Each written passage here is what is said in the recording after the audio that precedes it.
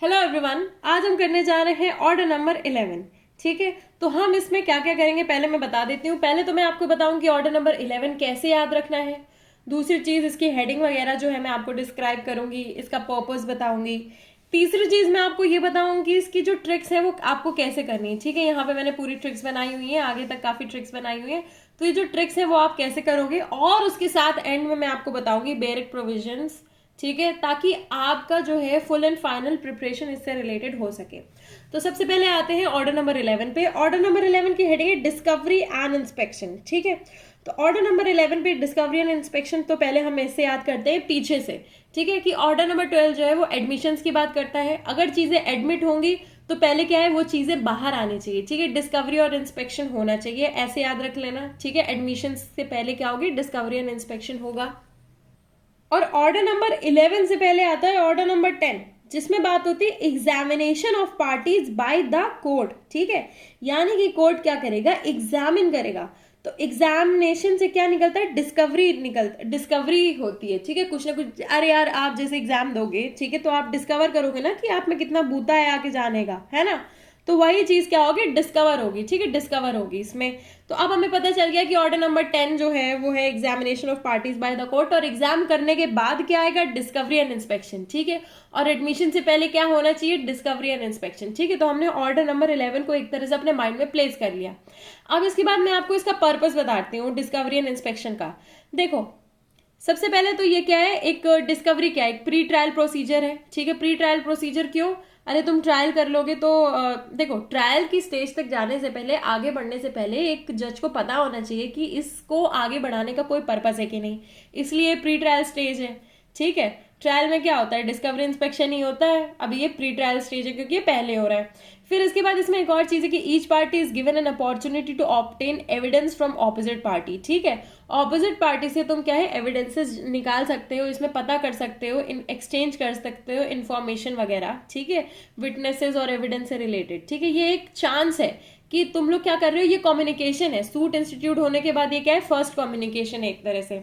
इसका पर्पस क्या है, to make parties aware of the case that is no ambiguity, यानी कि क्या है, इधर एम्बिग्यूटी नहीं रहनी चाहिए। ए और बी के बीच में केस है, ए को लग रहा है कि अरे ये जमीन के लिए ये प्रॉपर्टी ये केस कर रहा है, दूसरे को लग रहा है अरे ये पैसों के लिए कर रहा है ना। ऐसी एम्बिग्यूटी नहीं होनी चाहिए।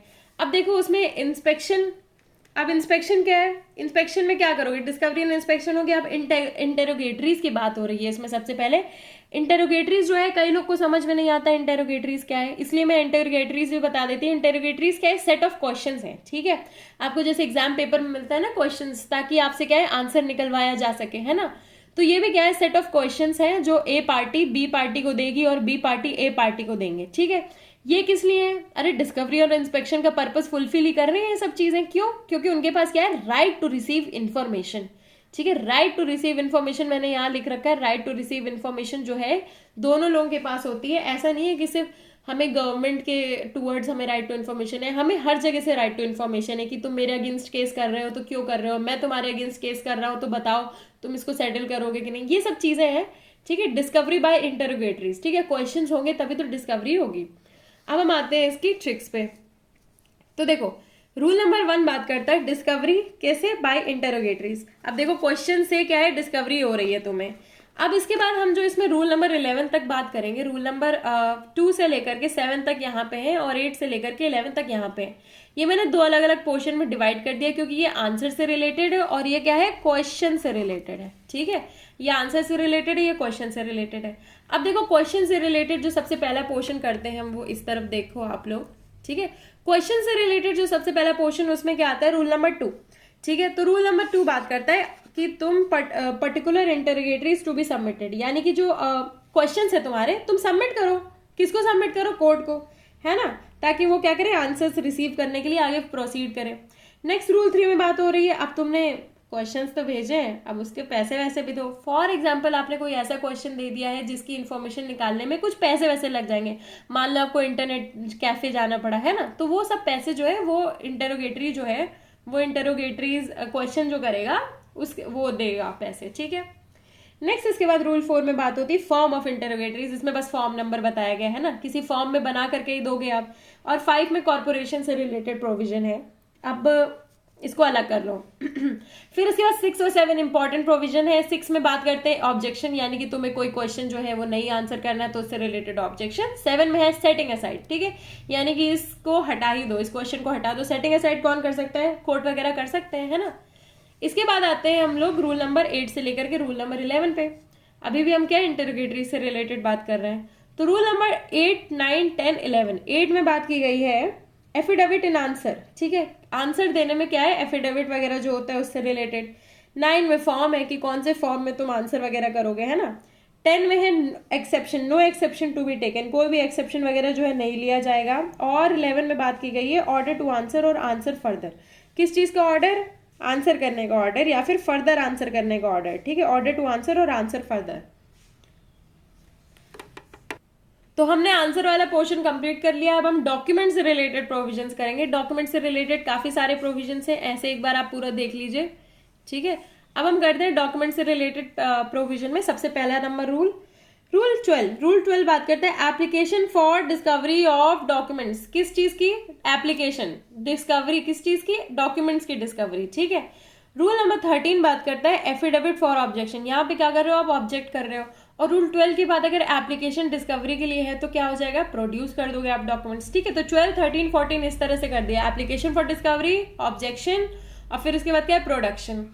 15 में इंस्पेक्शन की बात की गई है, यानी कि क्या है? Inspection of documents referred to in pleadings और एफिडेविट, ठीक है। अब देखो डॉक्यूमेंट्स वगैरह जो दी गई हैं कि तुम पेश करो, उसका इंस्पेक्शन से रिलेटेड है। 16 और 17 एक साथ जाते हैं। 16 में बात हो रही है नोटिस टू प्रोड्यूस, ठीक है, नोटिस वगैरह का जो फॉर्म है उसके बारे में हो जाएगा। और फिर इसके बाद 17 में बात होती है टाइम, ठीक है, टाइम इंस्पेक्शन का जो टाइम वगैरह है 10 दिन, और उसका भी फॉर्म वगैरह जो होगा उसके बारे में बात की जाएगी। रूल नंबर 18 में बात की गई है ऑर्डर फॉर इंस्पेक्शन। ये तुम्हारे बारे में रूल नंबर 15 में क्या बात की गई है? Inspection of documents. कौन सी डॉक्यूमेंट्स? रिफर्ड टू, ठीक है, जो डॉक्यूमेंट मंगाई गई है। इसमें क्या, अब तुम डॉक्यूमेंट इंस्पेक्शन की राइट है, अब तुम क्या करो? ऑर्डर कर दो इंस्पेक्शन का, ठीक है। तो क्या है? Order of inspection. फिर उसके बाद रूल 19 में एक वेरीफाइड कॉपी से रिलेटेड बात होती है, ये 19 है, ठीक है। वेरीफाइड कॉपी से रिलेटेड बात होती है कि जो कॉपीज तुम एक्चुअल में डॉक्यूमेंट नहीं पेश कर सकते उनकी कॉपीज वगैरह पेश कर दो।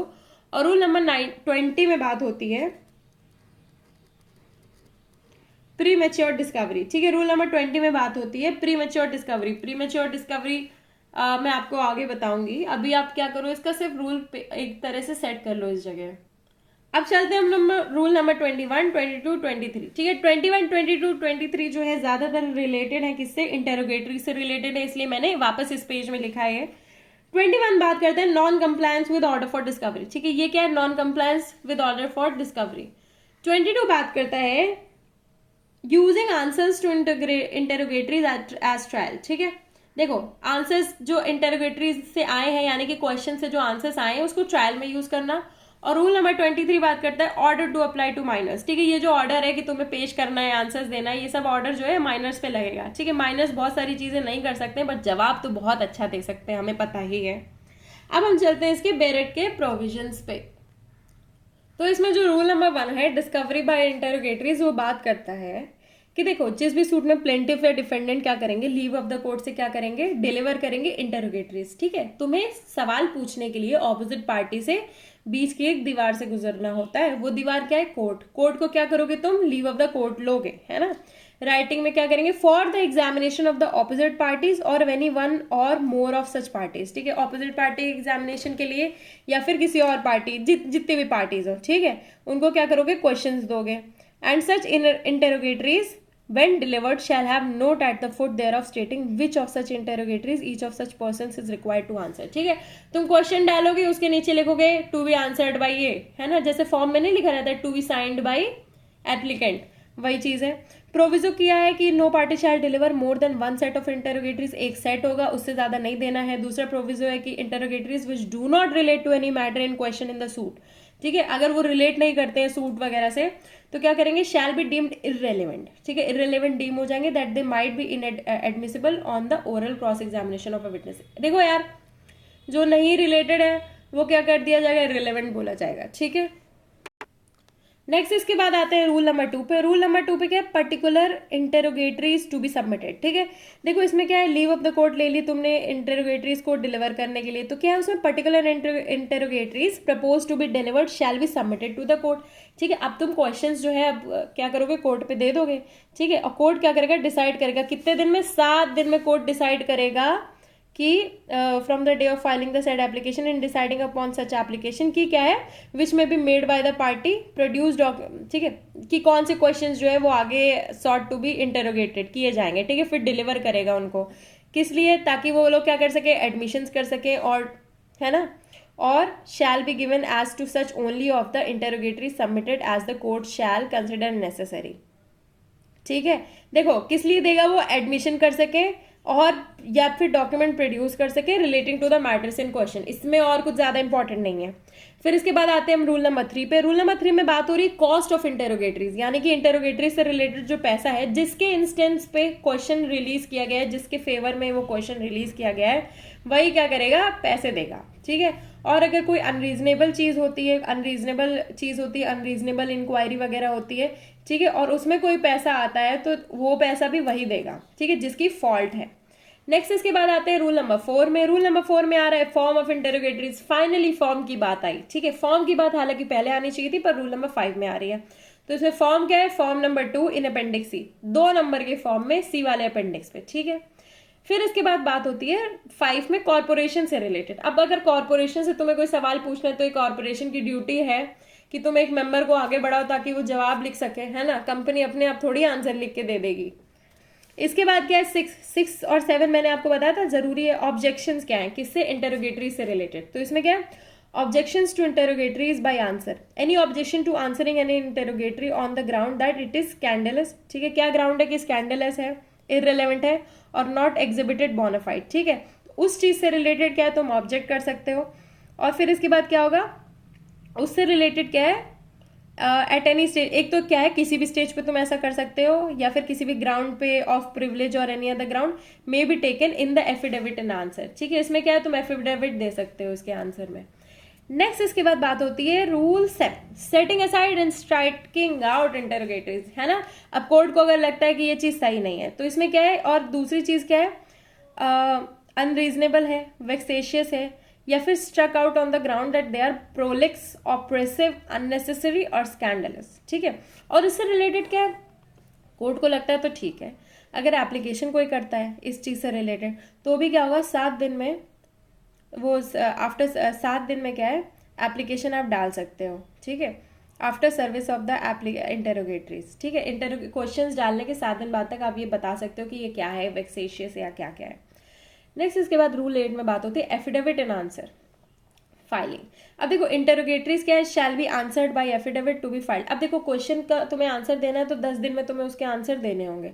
ठीक है, और कैसे देने होंगे आंसर, फॉर्म नंबर 3 इन अपेंडिक्स सी। ठीक है, क्वेश्चंस कैसे आए, फॉर्म नंबर 2 में, आंसर कैसे आए, फॉर्म नंबर 3 इन अपेंडिक्स सी, ऐसे आए तुम्हारे पास आंसर।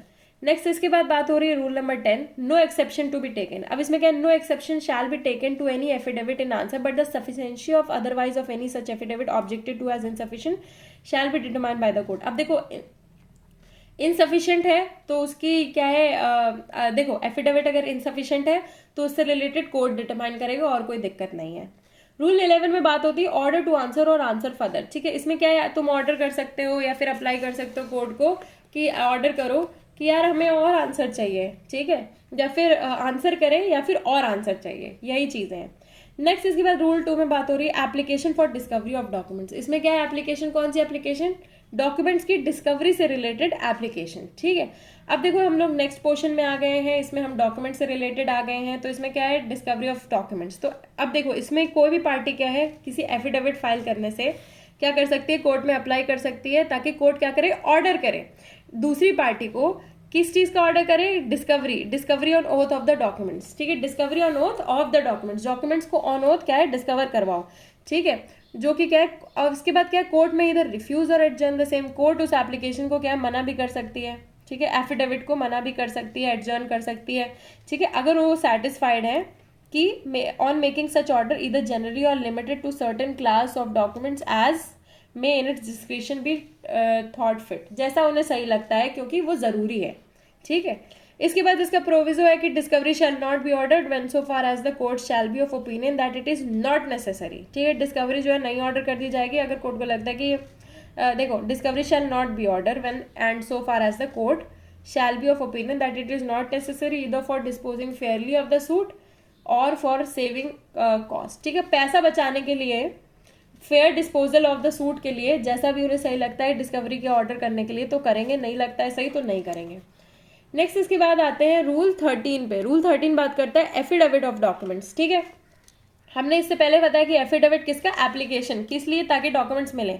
अब इसमें क्या है, ये एफिडेविट दूसरा एफिडेविट है। ये किस चीज से एफिडेविट रिलेटेड है, ये एफिडेविट रिलेटेड है दूसरी पार्टी जब क्या करेगी, ऑब्जेक्ट करेगी। ठीक है, ऑब्जेक्ट करेगी तो उस चीज से रिलेटेड एफिडेविट की। ये सवाल का जवाब हमें नहीं देना है, तो इसमें क्या है, फॉर्म नंबर 5 इन अपेंडिक्स सी, 5वें फॉर्म पे सी वाले अपेंडिक्स पे आप कर सकते हो कि ऑब्जेक्ट कर सकते हो। फिर इसके बाद आता है rule number 14, production of documents. अब तुमने ऑब्जेक्ट नहीं किया तो तुम डॉक्यूमेंट तो प्रोड्यूस करो ही करो। ठीक है, अब इसमें क्या है, during the pendency of the suit court order कर सकता है प्रोडक्शन ऑफ एनी पार्टी, क्या, upon oath of such documents. ठीक है, हम इस बारे में बात कर चुके हैं, ऑन ओथ डॉक्यूमेंट्स का प्रोडक्शन होगा जो कि उसके पोजीशन में है। ठीक है, और या फिर उससे मैटर क्या है, क्वेश्चन मैटर जो है रिलेटेड है, क्वेश्चन जो है उस मैटर में रिलेटेड है, उस चीज से रिलेटेड उसके पोजीशन में है, और जो केस है वो पेंडिंग है, तो किसी भी टाइम पे कर सकता है। नेक्स्ट इसके बाद है rule number 15, inspection of documents referred to in pleadings और एफिडेविट्स। इसमें क्या है, डॉक्यूमेंट्स का इंस्पेक्शन से रिलेटेड जो कि प्लीडिंग्स या फिर एफिडेविट्स में रेफर की गई हैं। ठीक है, इंस्पेक्शन ऑफ डॉक्यूमेंट्स, क्योंकि डॉक्यूमेंट्स तो आ गई हैं, अब उसका क्या करो, इंस्पेक्शन करो। तो इसमें क्या है, every party to a suit shall be entitled. ठीक है, हर पार्टी जो है एंटाइटल्ड है किस चीज से रिलेटेड, नोटिस देने से रिलेटेड। कौन सा नोटिस, अरे सामने वाली पार्टी को नोटिस दोगे कि उनकी डॉक्यूमेंट जो है इंस्पेक्ट होंगी, उसके लिए क्या है, उन्हें डॉक्यूमेंट जो है प्रोड्यूस करनी होगी, है ना, तो उस चीज से रिलेटेड है। देन इसके बाद है नोटिस टू प्रोड्यूस। अब क्या है, ये जो है ये एक राइट बता रहा है, एक तरह से क्या है, every party of the suit shall be entitled. ये क्या बता रहा है, एंटाइटलमेंट बता रहा है ना। अब इसमें क्या है, अब तुम प्रोड्यूस भी तो करवाओ, नोटिस टू प्रोड्यूस, ये एंटाइटलमेंट तुम्हें पता चल गया, तुम्हारी राइट है, अब तुम वहां जाओगे। ठीक है, अब तुम उसे मंगाओगे, अब तुम वो करोगे, तो उससे रिलेटेड क्या है, नोटिस है। नोटिस किस में है, फॉर्म नंबर 7 अपेंडिक्स सी। फिर इसके बाद है टाइम फॉर इंस्पेक्टिंग। अब इंस्पेक्टिंग का टाइम भी हो जाएगा नोटिस जब दे दी गई है, तो विद इन 10 डेज जो है, देखो अब इसमें क्या है, party to whom such notice is given shall, 10 दिन में क्या करेगा, receipt of such notice deliver कर देगा पार्टी को नोटिस वो। ठीक है, stating a time within 3 days from the delivery. देखो वो क्या कर देगा, 10 दिन में डिलीवर कर देगा सारे वगैरह सारी चीजें। ठीक है, फिर इसके बाद क्या करेगा, deliver to the party giving the same a notice. ठीक है, उसके बाद पहले तो उसको डॉक्यूमेंट्स देगा, फिर इसके बाद उसे नोटिस देगा, स्टेटिंग a time within 3 days from the delivery thereof at which the documents or such of them as he does not object to produce। ठीक है, फिर may be inspected। अब देखो 3 दिन में वो बता देगा कि ये जो डॉक्यूमेंट्स मैंने प्रोड्यूस किए और इनको मैं ऑब्जेक्ट नहीं करता हूँ। ऑब्जेक्ट करता होगा तो भी 3 दिन में ही बताएगा। तो जनरली क्या 10 दिन में क्या डॉक्यूमेंट्स दे देगा, 3 दिन में बता देगा कि क्या है क्या नहीं है। ठीक है, उसको नोटिस दे देगा साथ साथ में।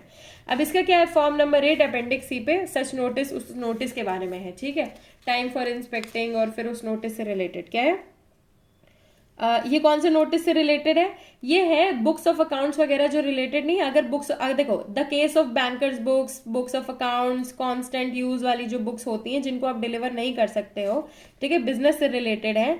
ठीक है, and eight there usual place of custody and स्टेटिंग which if any of the documents he objected. ठीक है, अब इसमें ऑब्जेक्शन तो नहीं कर रहा है, पर किस चीज से रिलेटेड ऑब्जेक्ट कर रहा है कि मैं ये ला नहीं पाऊंगा, तुम आ करके देख लो, तो उस चीज की भी नोटिस होगी। उसकी नोटिस कहाँ होगी, फॉर्म नंबर 8 पे। तो फॉर्म नंबर 8 पे कौन सी नोटिस होगी, ऑब्जेक्शन। देखो मगर प्यार से, ठीक है, ऑब्जेक्शन पर, ठीक है, तुम देख सकते हो। अब इसके बाद हमारे ज्यादा रूल्स बचे नहीं, हम आते हैं नेक्स्ट रूल पे। नेक्स्ट रूल जो है बात करता है ऑर्डर फॉर इंस्पेक्शन। ठीक है, हमने इंस्पेक्शन का एंटाइटलमेंट दे दिया, टाइम वाइम बता दिया, नोटिस दे दिया। अब क्या, नोटिस दे दिया, टाइम वाइम बता दिया। ठीक है, अब क्या है, ऑर्डर फॉर इंस्पेक्शन। अब तुम इंस्पेक्शन का क्या करो, ऑर्डर करो। ठीक है, तो इसमें क्या है, where the party serve with notice under rule 15। ठीक है, रूल 15 में क्या करती है, उसको नोटिस दोगे ना आप, रूल 15 में ऑमिट कर देती है। ठीक है, ऑमिट कर देती है कि हाँ हम डॉक्यूमेंट नहीं देंगे। ठीक है, then at the office of his pleader, तो कोर्ट क्या करेगा, कोर्ट में on the application of the party. अब तुमने मना कर दिया तो दूसरी पार्टी तो देगी ही ना नोटिस। ठीक है, अप्लाई करेगी कोर्ट पे। डिजायर, क्या डिजायर करती है वो पार्टी डिजायर करती है कोई डॉक्यूमेंट, तो वो क्या करेंगे, अप्लाई करेंगे कोर्ट पे कि यार इन्होंने हमें डॉक्यूमेंट नहीं दिए। ठीक है, तो इसमें क्या करेंगे, कोर्ट क्या करेगा, make an order for inspection in such place and in such manner as it may things fit. ठीक है, यानी कि पुलिस वाले को भेजो, डॉक्यूमेंट देखो, जांचो परखो, कोर्ट के लिए ज़रूरत है। इसका प्रोविजो बात करता है, order shall not be made when and so far as the court shall be of opinion that it is not necessary either for disposing fairly of the suit और फॉर सेविंग कॉस्ट। ठीक है, necessary नहीं है। अब देखो ये court तब नहीं करेगा, कोर्ट ये फालतू की चीज़ तब नहीं करेगा जब वो सच में काम फालतू होगा, ज़रूरी नहीं होगा, जस्टिस के लिए ज़रूरी नहीं होगा। ठीक है, अब इसके बाद सब रूल 2 में बात की जा रही है, any application to inspect documents except such as are referred to in the pleadings particulars और एफिडेविट्स और of the party against whom the application is made और disclose in this affidavit of document shall be founded upon an affidavit. अब देखो इसमें affidavit से related और कुछ important नहीं है। ठीक है, इसके बाद बात करते हैं रूल नंबर 19 पे, वेरीफाइड कॉपीज। अब जो कॉपीज बिजनेस बुक्स वगैरह नहीं तुम ले जा सकते हो, एक्चुअल नहीं दिखा सकते हो, उनकी वेरीफाइड जो है कॉपीज आप दिखा दो। ठीक है, तो इसमें क्या है, वेरीफाइड कॉपी से रिलेटेड और कुछ स्पेशल नहीं है। फिर इसके बाद क्या है, रूल 20 में बात की जा रही प्री मैच्योर डिस्कवरी। ठीक है, अब देखो प्री मैच्योर डिस्कवरी क्या होता है, वेयर द पार्टी फ्रॉम हुम डिस्कवरी ऑफ एनी काइंड और इंस्पेक्शन इज सॉट। ठीक है, ऑब्जेक्ट्स टू द सेम, एक पार्टी है बी पार्टी, ए पार्टी ने बी पार्टी से डॉक्यूमेंट्स मांगे, बी पार्टी ने ऑब्जेक्ट कर दिया। ठीक है, और एनी पार्टी देयर ऑफ, तो कोर्ट क्या करेगा, कोर्ट इफ सेटिस्फाइड कि राइट टू डिस्कवरी और inspection shot depends on the determination of any issue और question in dispute in the suit और that of any other reason it is desirable. अब देखो court को लगता है कि यार इस केस को मतलब सॉर्ट आउट करने के लिए ये ज़रूरी है। ठीक है, इस इशू वगैरह को, क्वेश्चन वगैरह को सॉर्ट आउट करने के लिए ज़रूरी है। ठीक है, तो क्या करेगा, the right to the discovery और inspection order that such issue और क्वेश्चन बी डिटरमाइंड फर्स्ट। अब क्या है, वो इशू वो क्वेश्चन जो है उसको फर्स्ट डिटरमाइन करेगा और रिजर्व करेगा question as to the discovery of inspection. ठीक है, मान लो अगर आधी डॉक्यूमेंट दी आधी नहीं दी है और वो आधी ज़रूरी है पहले डिटरमाइन करने के लिए, तो क्या करेगा, उनकी डिस्कवरी वगैरह देख करके उनको डिटरमाइन कर देगा, बाकी का क्वेश्चन जो है वो बाद में कर देगा सेटल। ठीक है, रूल नंबर 21, देखो ये इंपॉर्टेंट तब हो जाता है जब ब्रीविटी ऑफ टाइम की जरूरत होती है, यानी कि जब क्या है टाइम बहुत कम होता है और कुछ चीजें डिटर्मिनेशन करने जरूरी होती है, कुछ चीजें आप छोड़ सकते हो। फिर इसके बाद क्या है, rule 21, non compliance with the order for discovery. अब इसमें क्या है, non compliance with order for discovery, यानी कि डिस्कवरी से रिलेटेड क्या है, आप कंप्लायंस नहीं कर सकते हो, उस ऑर्डर का कंप्लायंस नहीं किया है। ठीक है, तो क्या करेगा, वेयर एनी पार्टी फेल्स, कोई पार्टी फेल कर जाती है आंसर करने से इंटेरोगेटरीज के। ठीक है, फॉर द डिस्कवरी और इंस्पेक्शन ऑफ डॉक्यूमेंट्स। अभी हम क्या है, डिस्कवरी से बाहर आ चुके हैं, डॉक्यूमेंट से बाहर आ चुके हैं, अब हम इंटेरोगेटरीज और डॉक्यूमेंट दोनों का पोर्शन डील कर रहे हैं, जिसमें क्या है फेलियर हो जाता है। ठीक है, तो इसमें क्या है, ही शैल, जो भी पार्टी नहीं दे पाती है, फेल कर जाती है, if a plaintiff will liable, अगर प्लेंटिव है तो क्या होगा, liable to have his suit, suit क्या हो जाएगा, डिसमिस होगा, है ना, तुमने पैसे दिए सूट इंस्टीट्यूट करने के, सूट डिसमिस ही करोगे आप।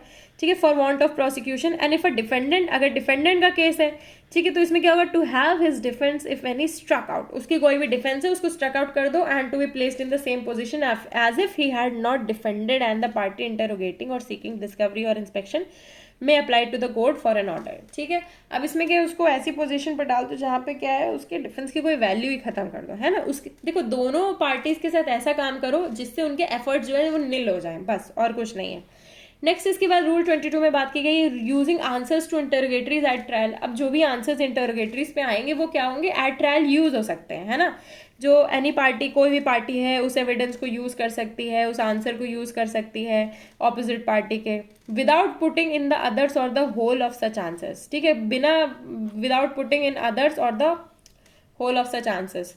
फिर इसके बाद क्या प्रोविजो है, provided always that in such case the court may look at the whole of the answers. अब कुछ केसेस में क्या है, कोर्ट जो है वो पूरे आंसर्स पे देखेगा, and if it shall be of opinion that any others of them are so connected, कोई और कनेक्टेड है with those put in that the last mentioned answers ought not to be used without them.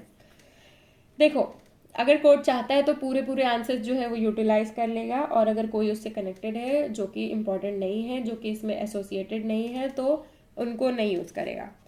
ठीक है, उनको क्या कर देगा, direct them to be put in, या तो उनको क्या करेगा, डायरेक्ट करेगा कि आ जाओ, पुट इन करने का डायरेक्ट करेगा जो भी उनसे कनेक्टेड है। नेक्स्ट और लास्ट रूल है इसमें, rule 23, order to apply to minors. अब ये जो ऑर्डर है apply to minor plaintiffs and defendant पे अप्लाई होगा, and to the next friend और गार्जियन वाला भी लगता है, क्यों, ऑर्डर नंबर 32। ठीक है, for the suit of person under disability. ठीक है, तो यार अरे बच्चा है, मैंने आपको पहले ही बताया था, बच्चा है तो जवाब तो दे ही सकता है ना, उस चीज से रिलेटेड है। और फिर माइनर के साथ साथ सूट कौन कर रहा है, नेक्स्ट फ्रेंड, और सूट डिफेंड कौन कर रहा है, और उसका गार्जियन, तो उस चीज़ से रिलेटेड है। अब इसी के साथ हमारा जो है ऑर्डर नंबर 11 जो है कंप्लीट होता है। आई होप आपको ये अच्छा लगा हो, और अगर अच्छा लगा है और मेरे एफर्ट्स अच्छे लगे हैं तो please do like share comment. I know ये वीडियो थोड़ी सी लंबी हो गई है, बट इसके रूल्स काफ़ी ज़्यादा हैं। आप जस्ट इमेजिन करो, आपने 30 सेक्शंस, ऑलमोस्ट 30 सेक्शंस कंप्लीट किए हैं, ठीक है। तो अगर आपको अच्छा लगा है, और इसके जिस्ट में मैं आपको बता रही हूँ कि डिस्कवरी हो रही है, ठीक है, उसके पेपर वेपर भरे जाएंगे, फॉर्म्स वगैरह बहुत ज़रूरी हैं, ठीक है, एफिडेविट भी लगाया जाएगा हर जगह जहाँ आप जवाब दोगे, क्योंकि आप अपने दिमाग से अगर जवाब देते हो, ठीक है, उसको साइन करते हो, वो एक एफिडेविट की तरह होता है। एक आप ऐसा फैक्ट बताते हो जो आपको पता है, ठीक है, तो उससे रिलेटेड एफिडेविट्स होंगे, नोटिस दी जाएगी, जवाब नहीं दोगे तो उस चीज़ को वो कर दिया जाएगा, आपके एफर्ट जो है नील कर दिए जाएंगे, उन सब चीज़ों से रिलेटेड है, ठीक है। तो इसमें क्या सवाल पूछे गए हैं, आपको जवाब देना है, एफिडेविट से देना है, कुछ पर्टिकुलर फॉर्म्स होते हैं। आई होप आपको ये वीडियो अच्छा लगा हो, so please do like share comment and also please do subscribe. Thank you.